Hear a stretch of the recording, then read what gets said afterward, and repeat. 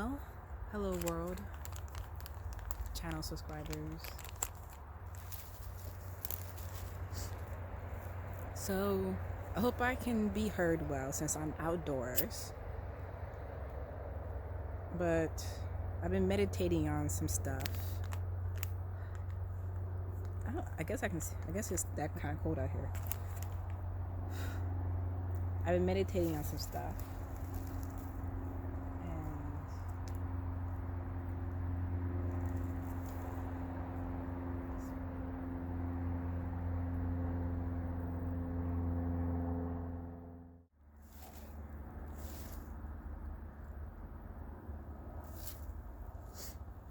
And I feel like I have to chat about it with the people or with the universe as I'm doing. I've been dealing with a lot in my life recently, particularly with, making big transitions, losing people, and in general, adapting to a new way of life, dealing with fears and anxieties and anger and disappointment, as biggest of all.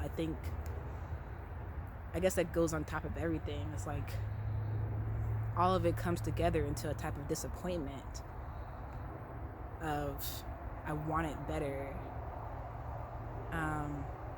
for myself and for others. I definitely want to do better for others. And I still strive to do better for others, but I was thinking about it the other day as well. This is kind of going to be a ramble, obviously, but it's going to stay along the same theme, I hope. But I can, self-depreciate myself all day long, but it won't, of course, it's not going to make me feel better, or it's not going to make anybody feel better. So I just want to appreciate my life. I want to do better in my life going forward, of course, because I see the mistakes I've made. I see the trauma that affected me, that built up a lot of anger in me, built up a lot of depression, anxieties, fear in general. And, I was unhealed, as they say. And I really want to become my true self. I was writing about loss, and I will publish that soon, probably shortly after this, when I write some more on it. And I was thinking about the loss of, just the loss of everything. I don't want to say I lost people, because, people in spirit, we're all together always. We're all one. Wholeness. But it's like the people divide themselves up into these internal categories that keep them from connecting with other people. Like, I consider myself part of this earth. In the Bible, it says we are the dust of this earth. The earth is a living being. Everything on this planet is a living being. And I'm a living being too, right? So it's all one. It's all connected. And there's it's the duality of how we interpret that, but we can get trapped in the actual separation of the duality instead of realizing the duality within ourselves and in everything. Especially with recognizing some of the things that I'm able to do and see. and just pay attention to, just by raising my awareness of it. Raising my awareness to beyond myself, but also becoming more aware of myself. As I became more aware of myself, I became more aware of my surroundings. It's as above, so below. All is mind. And that's the reality. This world we're in is wrapped up in delusions and illusions and systems, or I'm not gonna say systems because everything works on a system, but a tyrannical system, a system that's structured on obey or else. That seems to be what's going on. That's why people protest. That's why there's the truckers convoy in Canada, and why people always protest trying to start wars. But then the government oversteps its power, abuses its power, and uses manipulation and brainwashing and deception to fool people into thinking it's the right thing to do. It's coercion. Coercion is not force, but when you imply something heavily to already suggestible people who already have no awareness, it's basically force. And when you acquiesce to that as well, it's no better. If you just, I know it's difficult, but if you just accept how horrible things are, you just accept your suffering, you think it'll get better, but it's not going to. I realized that. You can't just accept suffering. You can't willfully accept suffering when you know you can do something different about it. That's what our sovereignty is about. That we have the ability to choose always. And, the whole right to choose thing, like with the whole abortion rights thing, that's a whole complicated matter, obviously. But people have a right to choose what to do with their bodies. People have a right to choose what to do with anything that pertains to their inner being or how they express themselves in the world. And of course, people choose. The problem is when people break through the boundaries of sovereignty to attempt to make something come to their own means. This is why war happens. This is why we're seeing the situation in Ukraine and Russia and in Afghanistan and in America and in every other place in the world where there's a conflict, because it's someone trying to force their will into someone else, or trying to manipulate their way into a situation that they know really isn't right for other people, but they feel it's right for them, so they feel they have the right to enforce this will over others. The only thing we can choose to do in those type of situations is leave the situation or protest the situation. But there's only so many places where you can run, because no matter where you go, there's always going to be someone trying to enforce their will onto you. Someone's always trying to control something over you. And why is that? Why do we have this culture of controlling others?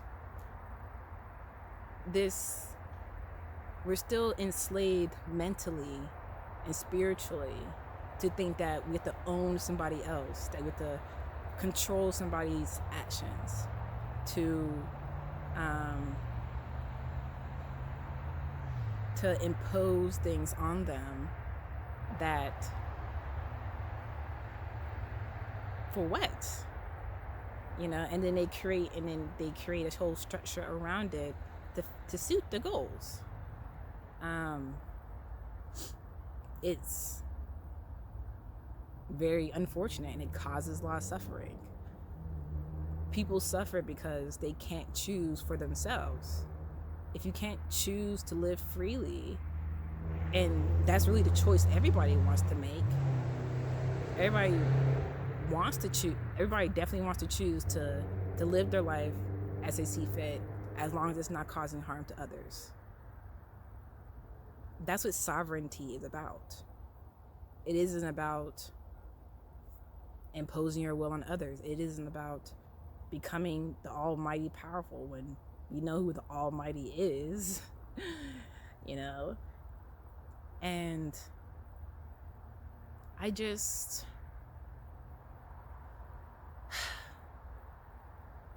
it really hurts my heart. It hurts my soul when I see it happening, at least in the news, I see it happening. People talk about, how, these structures that surround us don't exactly treat us right. Or, I'm an artist and I know other artists, other creators.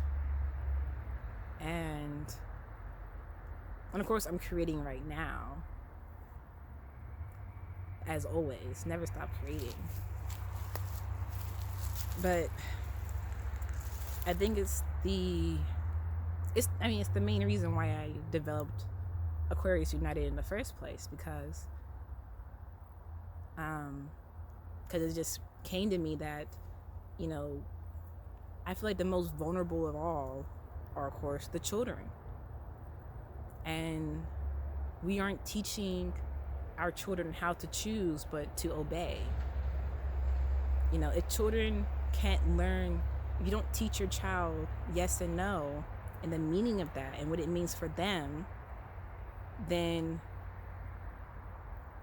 it creates, a not good cycle for their life.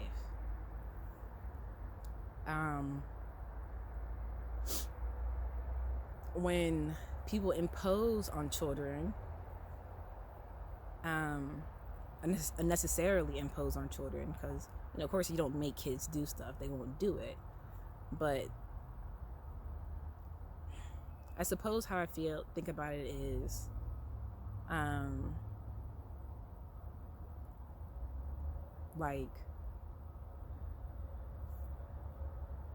if the child's always being told what to do, they're never going to know what to do on their own. And so as parents, we will try to control what the child should do all the time, not realizing that the first mistake was not teaching the child self-control and consent. And how to verbalize or articulate what they want or need. Or we shut them down whenever they do articulate it enough. If you shut it down enough times, it just creates, a negative cycle for their life, a negative structure for their life, a bad foundation. And that's why abused children take a long time to get self-control.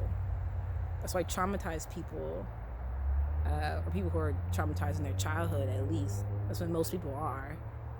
Everyone has some kind of a small trauma or a big trauma or a number of them that shake your foundation quite a bit. And then it takes a while to get it back. And it's like the structure of the system of the Western society as it is right now creates this constant need for always seeking a parent in somebody or someone to give them orders. Tell me what to do, please.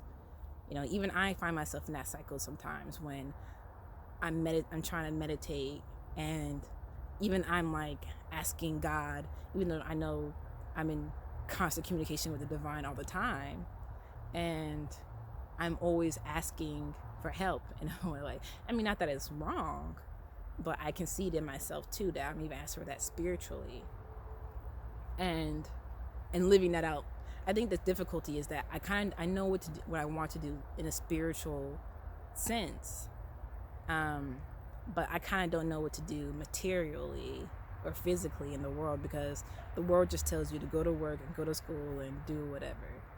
And I suppose I get some the stuff that's happened to me recently has caused me to lose some of my creative edge, and I'm getting it back.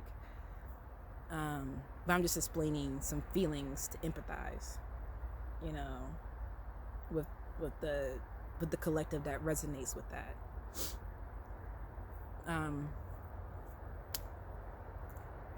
I definitely feel like, you know, I mean, I enjoy being around people. I enjoy talking to people. That's why I want, and helping people. That's why I wanted to be a doctor growing up. Not only just because my mom kind of was like, you need to be a doctor, I guess, but I also felt this very strong spiritual calling ever since I was a child. And I always had this deep, this powerful clairvoyancy.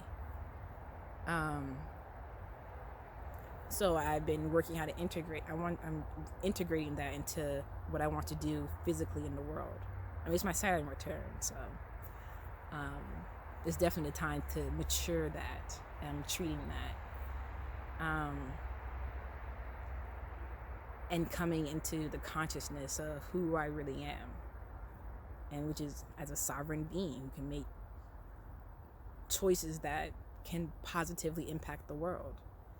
And when people don't understand their own sovereignty, they don't know how to make decisions that positively impact their lives and realize that that helps others as well. There's a picture I drew. I've shown it before, I'm sure, but it's the creation of galaxies, the creation of stars, and I feel like that's like how it works in nature, in our souls. When we develop this our nucleus and our rings around us. This sounds very Saturnian again. But we would develop our rings around us, and then that sets us, and then that becomes our self. And it sets us free in a way as well. Like, not in a way, it just does. It sets you free from the illusion of this whole realm and how they want you to be. And in truth, you know, how they keep the illusion going is just through fear of, if you don't obey, we'll come get you. They're not, you know. I mean, maybe they came for Christ, they came for Martin Luther King, they came for John F. Kennedy. So, you know, they're out there, but that's what acting courageously is about. It's doing what you have to do despite the fear. And I know what I have to do is share my light with the world, create what I need to, I create the things I need to make the world better for me and my children. Because I developed it thinking of my children, of course, but I also know for me, it would be, I mean, it just makes me smile thinking about it. So I know it's a good thing. And we have to get that in our inner self. Like, things that make you smile are the best things.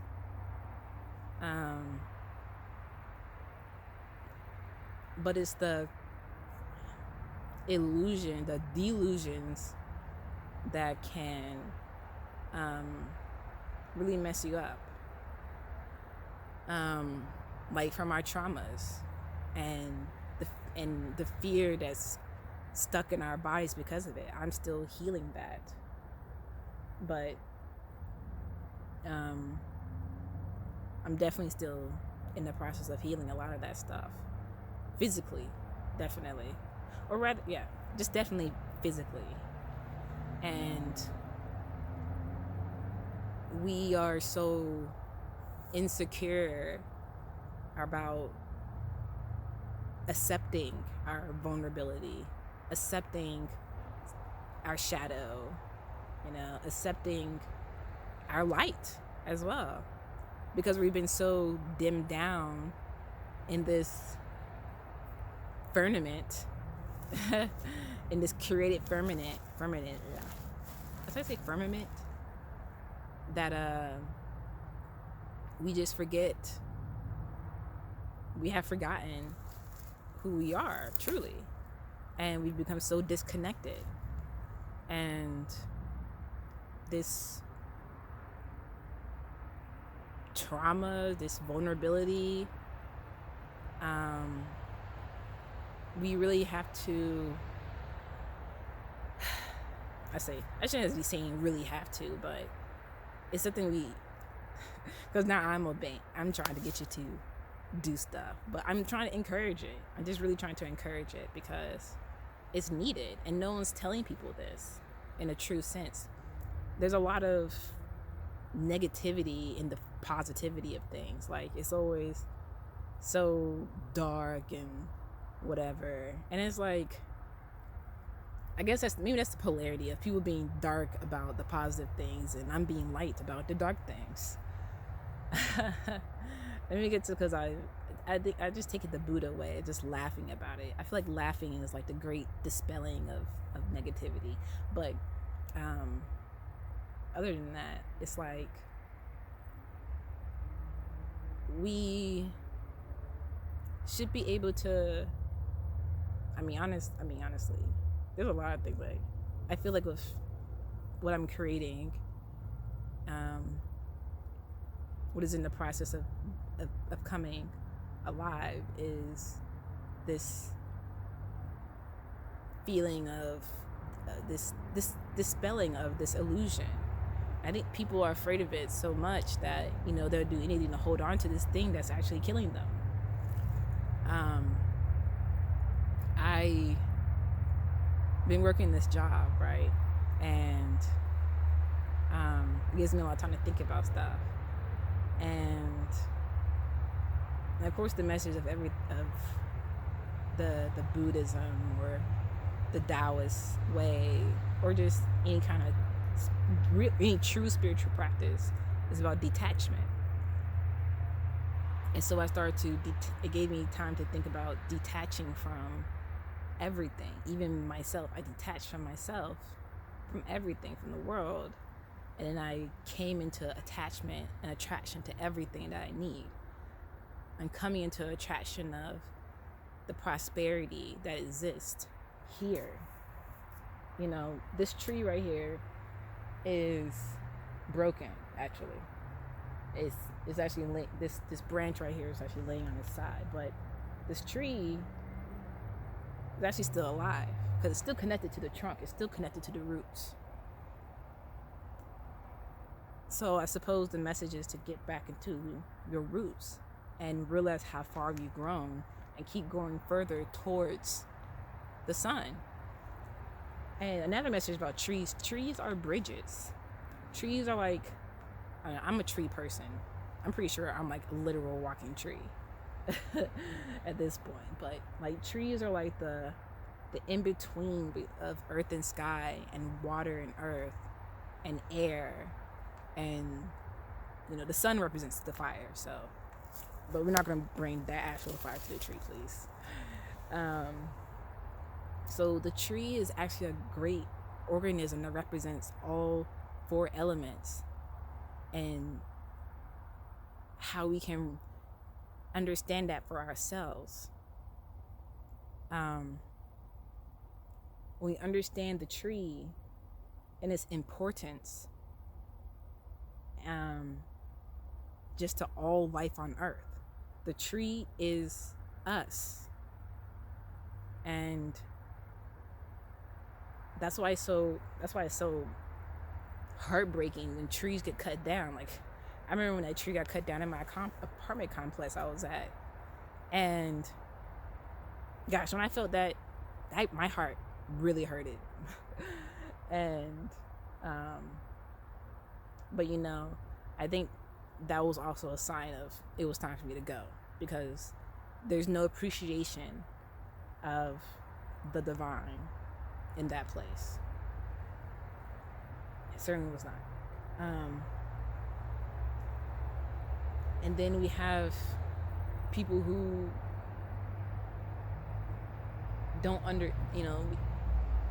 the world doesn't really, I guess not, I'm gonna say the world, but some people who are participating in this society, this greater world society, only see the tree as an obstacle. They see nature as an obstacle. They forget that they are a part of nature, and they think that they're a human.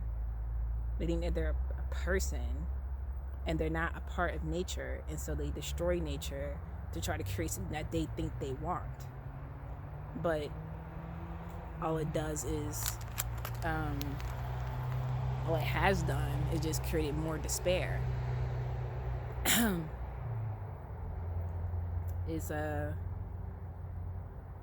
I wish, that's one of the things that we wish for, is for our reconnection to nature. That's what the earth is saying. The earth, our mother, is saying, I'm a part of the earth, and I hear it. I feel it. And I just, you just sit and listen to yourself as you're sitting in nature, and you'll hear it yourself. Like, yo, we have to protect this. We have to protect the earth. It's just that simple. But to protect the earth is not going to be done by getting a degree in environmental science, or just doing protesting, or just not simply protest. Just definitely not stomping in the streets. It has to come by actual actions in your life.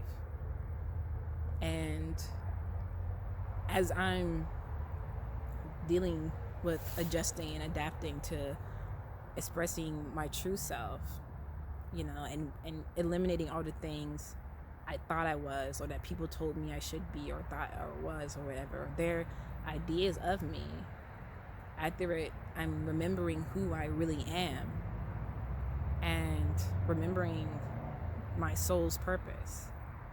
And I'm training my body and my mind to work together with my soul to act it out. And with small steps will become great strides. And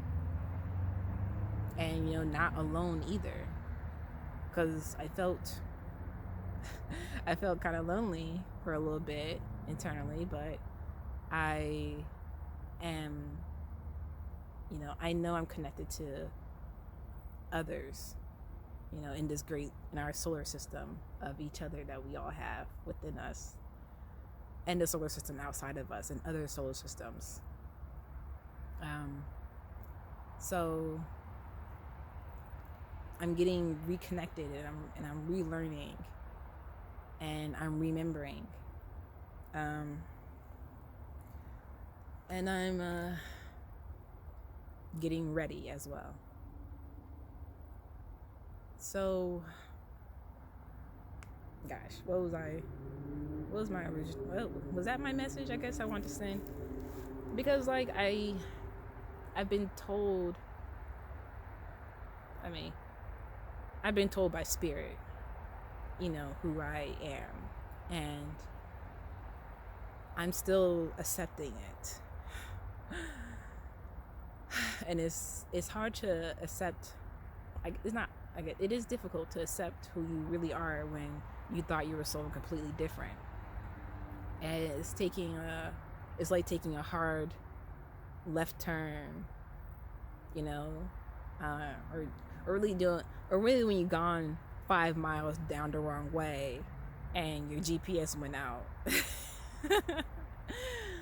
So I think that's kind of the state I'm in, of tracking my way back where I'm supposed to be.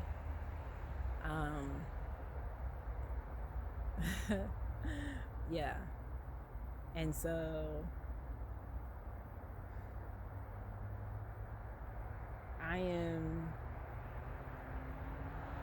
just still spreading this message of peace, yeah, because it's just the only way. Like, when I was angry at others for what I thought they did to me, or what they actually did to me as well, or how they, or whatever it was, angry and sad about it, and disappointed, I let go of it, because that's them having, that's the way that we try to control others, try possessing them with our emotions. And so I disconnected from all that, and I did that as well for my children. I want to release my emotions from my children so they can, well, my daughter's still too young for it right now, maybe, but really she needs me a lot now. But this connection really helped me understand, these feelings and letting them go, because there's nothing, it can't really amount to anything. It's just an emotion. I can remember the bad times, I can remember the good times, and the feelings that exist within those memories, and how the new feelings cloud the memories as well, or change up the memories quite a bit. Especially romantically.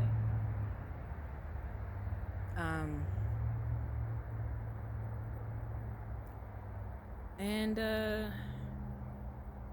yeah, like, those feelings, those emotions can make you do crazy things, can make you think crazy thoughts.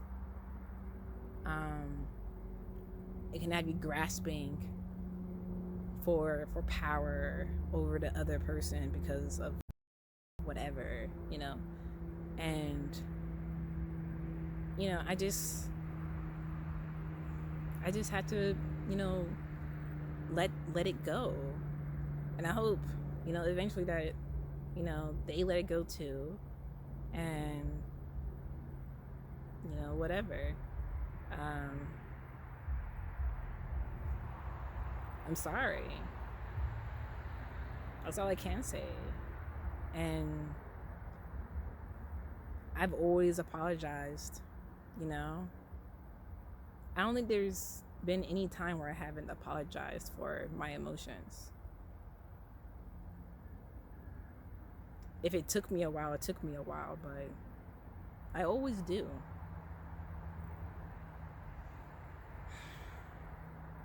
But some things are hard to get over, of course, especially when it's deep to your heart, close to your heart. And memories are powerful. Emotions are powerful. And they can cloud your judgment. And I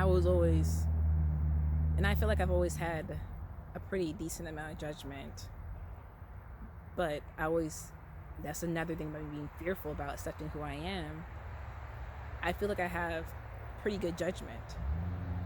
And I think it's only been clouded by the fact that I tried to do stuff for others who didn't appreciate my judgment, I suppose.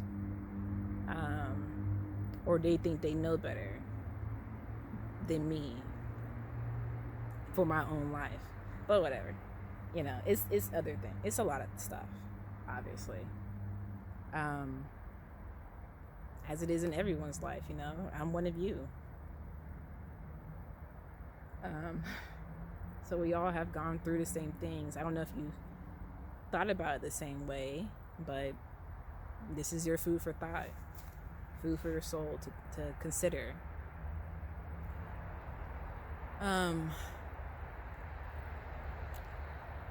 I just, I can only apologize, and, I forgive you for going through what you're going through. And I'm sorry I couldn't be there for you in your most vulnerable state, I suppose. Or, I forgive you for not being vulnerable. Or, sorry, I forgive you for not accepting healing at the time.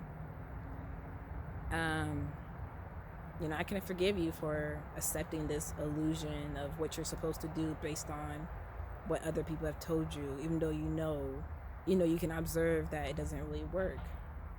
You know, I can forgive you for falling into the same old bad habits and bad patterns that you've learned.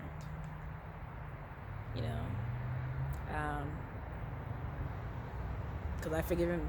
You know, forgiving myself forgives everybody else too.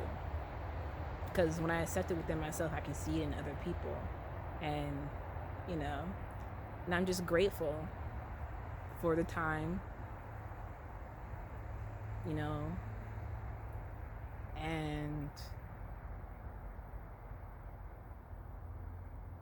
you know, that's just it. You know, I can have nothing but gratitude at this point. After going through everything, you can still only have gratitude. It's like the thank you next. So that's all you can do.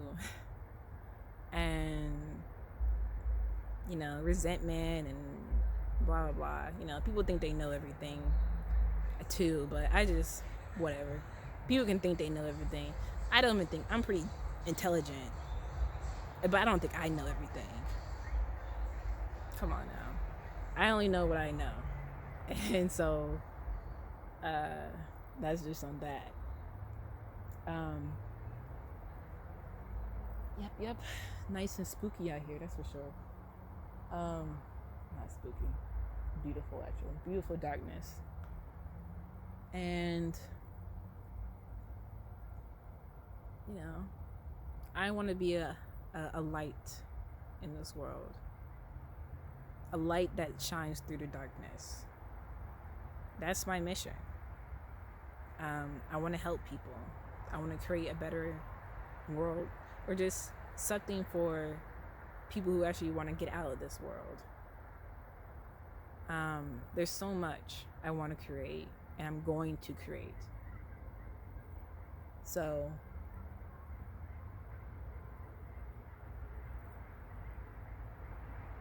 is that dogs or frogs? So well, maybe I should go before the bears come out or something like that. I just truly just appreciate life for all it's given me, and I want to give back to this earth, give back to spirit in the best way that I can, which is through creation and through healing and honor with courage. It's just the way. Do you know the way? I don't know if I know the way, but I kind of have some mental, spiritual GPS going on. If you guys do want to follow me, like and subscribe. That's it. All right, thank you.